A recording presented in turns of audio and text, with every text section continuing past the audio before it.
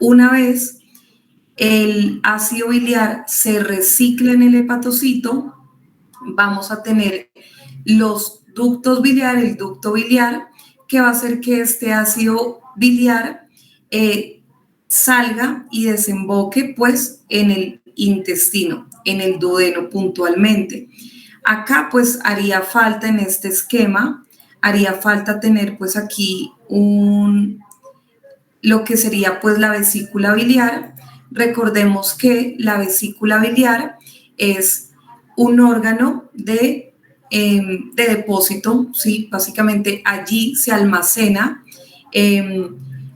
se almacenan los ácidos biliares y esta vesícula biliar, a través de una contracción, esa contracción va a estar inducida por una enzima que se llama la colecistoquinina, y esa colecistoquinina normalmente se va a producir cuando el cuerpo identifica que ha recibido alimento. Entonces recibe alimento, produce la colecistoquinina, se produce la contracción de la vesícula y por lo tanto la liberación de los ácidos biliares a intestino para cumplir su función. Entonces vuelve y juega el ciclo nuevamente, en donde estos ácidos biliares van a ser reabsorbidos en un 95 a 98% y van a volver a todo el proceso de la circulación hepática a través de la vena porta.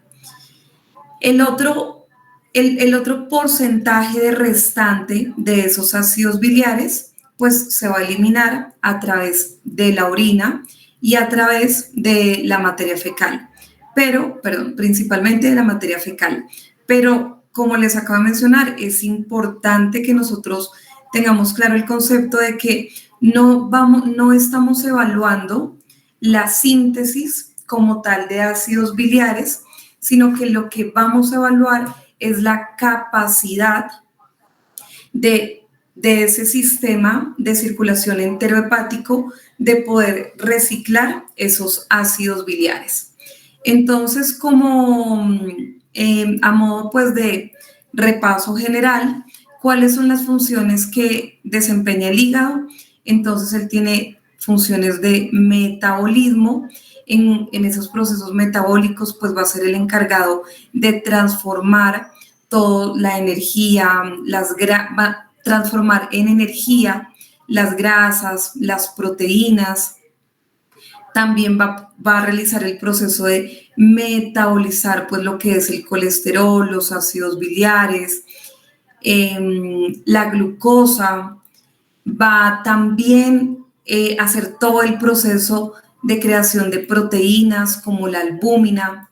Va a cumplir también funciones de almacenamiento, entonces va a depositar esta glucosa como un reservorio para en el momento pues en el que se necesite. Va a tener funciones de desintoxicación, es aquel que es capaz de eliminar sustancias, de eliminar drogas del cuerpo, también sigo admitiendo aquí colegas, va a funcionar pues como un filtro, va a ser el encargado también de hacer todo el proceso del ciclo pues de la urea para eliminar pues amonio y toda la degradación de esas proteínas que básicamente pues es lo que él hace. Y finalmente pues también va a tener funciones de excreción, en este caso pues como la producción de bilis, que pues lo que va a hacer es favorecer la digestión de los alimentos. Estas entre muchísimas otras, ya que realmente en la literatura se describe hasta 15.000 funciones completamente desglosadas de las que cumple el hígado, pero bueno, las vamos a resumir en estas 4 palabras. De lo contrario, pues nos quedaríamos allí hablando a por lo menos 1 hora en detalle de cada una de estas funciones. Entonces, para determinar cuándo debo usar pues los ácidos biliares, pues lo primero que debo conocer son los signos clínicos principales o característicos de enfermedades hepatobiliares, como lo son la pérdida de peso, son los signos gastrointestinales, letargia, ascitis, ictericia, y cuando hablamos de la ictericia, vamos a abrir un espacio más adelante para hablar de esta y la influencia que van a tener los ácidos biliares. Vamos a tener también pacientes que puedan presentar signos neurológicos, pacientes que van a tener retardo en el crecimiento y recuperaciones pobres de procesos anestésicos. Conocemos también que tenemos razas predispuestas a la presentación de estas enfermedades. Entre las razas más descritas se encuentran los Schnauzer miniatura, los Yorkshire Terriers, los Labradores Retrievers, el bichón maltés también, los perros pastores australianos. Sabemos también, pues en la clínica diaria, nosotros tenemos unos marcadores de enfermedad hepatobiliar que normalmente usamos diariamente en nuestra rutina, en nuestros perfiles de medicina preventiva, en nuestros perfiles de control, y como siempre lo menciono en referencia a estos analitos, a estos marcadores que nosotros podemos evaluar. Claro, debemos conocer siempre qué información nos proporciona, pero también debemos conocer cuál es la limitación de ese marcador o por qué otros factores está influenciado. Entonces, iniciamos pues con lo que son las enzimas de escape, como son la ALT y la AST. Y mencionamos por qué se llaman enzimas de escape. Se llaman enzimas de escape porque entonces vamos a empezar con la ALT, ¿no?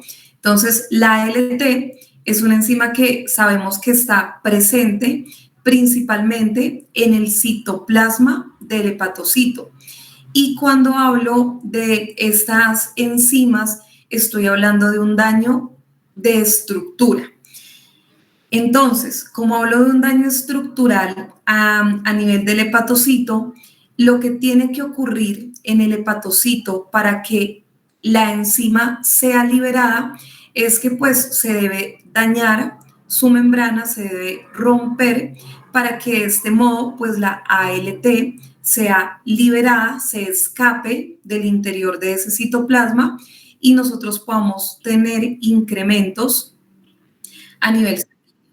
Pero, ¿qué pasa? También sabemos que la LT pues, va a estar influenciada por otros factores, como lo son las lesiones musculares, como lo son los procesos gastrointestinales, y por lo tanto, claro, a pesar de que nos dan una información y es de las enzimas de escape la más específica para un daño de estructura del hepatocito, de todos modos no es hepatoespecífica, ¿sí?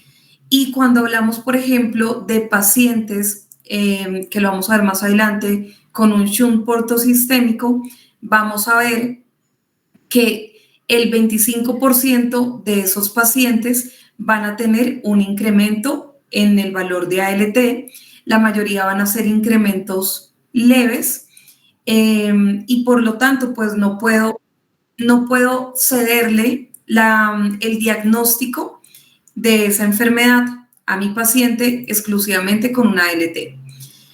Tenemos también la AST, ¿cuál es la diferencia entre estas dos enzimas en cuanto a la ubicación que tienen dentro del hepatocito?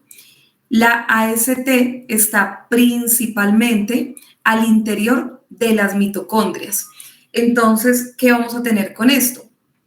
Que el daño que debe tener este hepatocito tiene que ser un daño severo, un daño que no solamente vaya a producir pues la ruptura en la membrana, sino también que vaya a producir la ruptura pues de estos organelos que se encuentran allá adentro como las mitocondrias. Entonces nuevamente tenemos que va a estar influenciada también